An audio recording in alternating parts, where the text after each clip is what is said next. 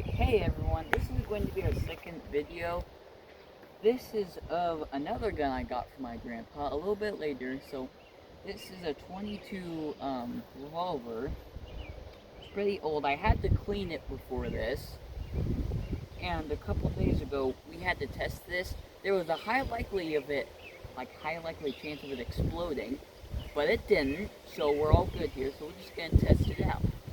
It's at half cock right now. Now we're gonna go all the way back.